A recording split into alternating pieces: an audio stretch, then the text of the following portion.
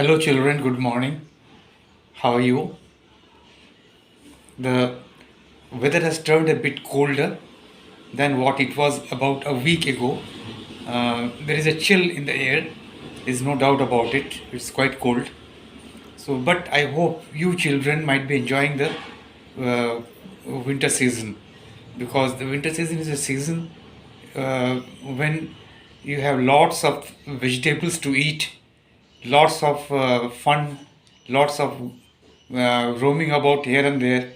But uh, day before yesterday onwards, the restrictions have been imposed in view of the rapid increase in the corona cases.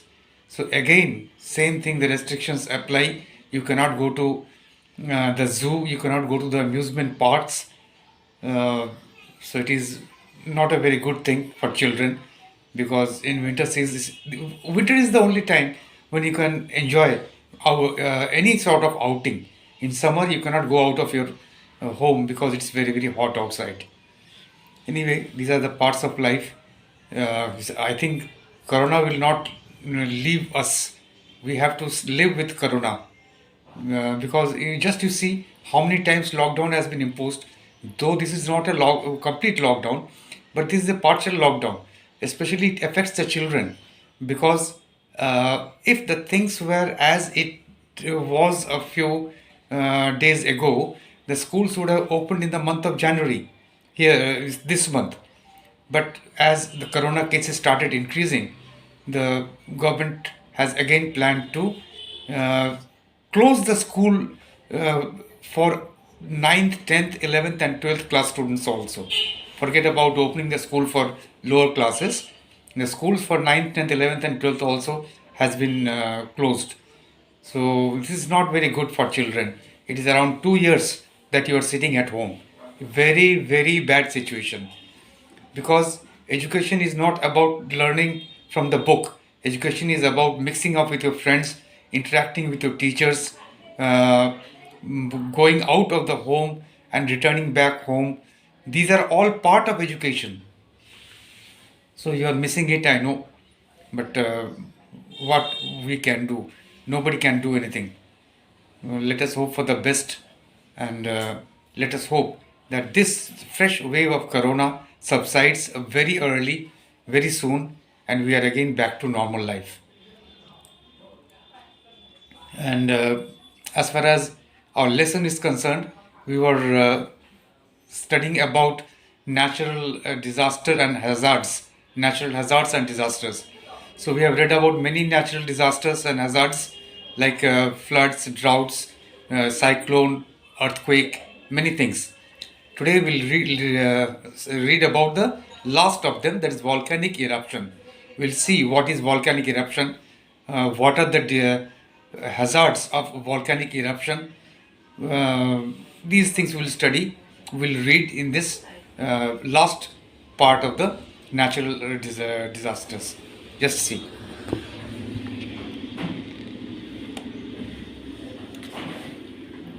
Volcanic eruptions: an opening on the Earth's surface through which molten materials. Yesterday we have read it, but I'll repeat it for you. An opening on the Earth's surface through which hot molten materials from inside the Earth erupt suddenly is called a volcano. The ejection of lava, steam, gas, and ash through a volcano is called a volcanic eruption. Most of the active volcanoes of the world are found around the Pacific Ocean. That is why this region is called the Pacific Ring of Fire. So if I ask you where is the Pacific Ring of Fire, you will say around the Pacific Ocean. The only active volcano in India is in the Barren Island in the Andaman and Nicobar Islands. If I ask you where is the active volcano in India, you will say Barren Island in Andaman and Nicobar Islands. Or you can simply say Barren Islands.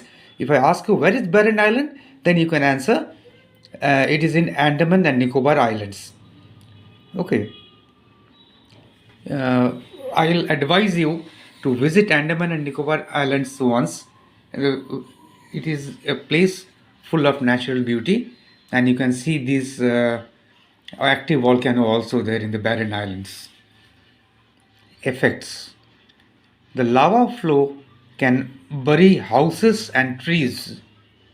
The volcanic ash and gases ejected into the air cause death by choking. Choking means by choking means lack of oxygen for breathing. That's known as choking. Lack of oxygen for breathing. The volcanic ash also poses serious threat to air traffic and thus disrupts air transportation. The planes which fly over the around the region of volcanic eruption face problem in flying. So the air transportation is also disrupted by the volcanic ash. What precautions can we take? If you visit a volcanic eruption prone area, you can do the following: listen to radio or watch television for emergency information and alerts. Emergency information and alerts. See, one thing we are noticing that radio or television is a very important gadget for information regarding many things, not only regarding your natural disasters or hazards, but for regarding many things. So it is a very important gadget, radio or television. If you are asked to evacuate means leave the place, then do so as soon as you are asked. Evacuation means to leaving the place. Move to higher grounds as lava will flow to low lying areas. Naturally, anything which is liquid that flows from higher region to lower region. So the lava will also flow to the low lying areas. So if you are in the higher grounds, then there is no risk of lava flowing over your region. Remain indoors so as to protect yourself from the falling ash and smoke. This is very important. Remain indoors. So do not come out of your home so as to protect not of your home. Wherever you have shifted, there also you close the doors and remain inside the building so that so as to protect yourself from falling ash and smoke. Now, another natural hazard is landslides. Let us see what is landslide. So we have read about the volcanic eruption and we will now read about landslides. The movement of rocks, debris, this is debris, so the pronunciation is debris, S is silent.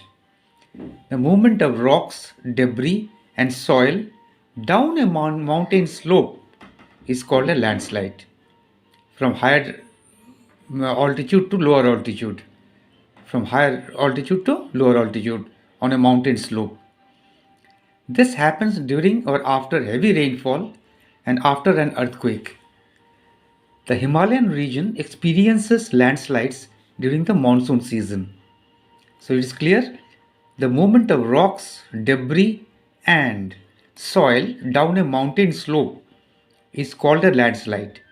This happens during or after heavy rainfall and after an earthquake. If I ask you when does landslide occur, you can say after heavy rainfall and after earthquake.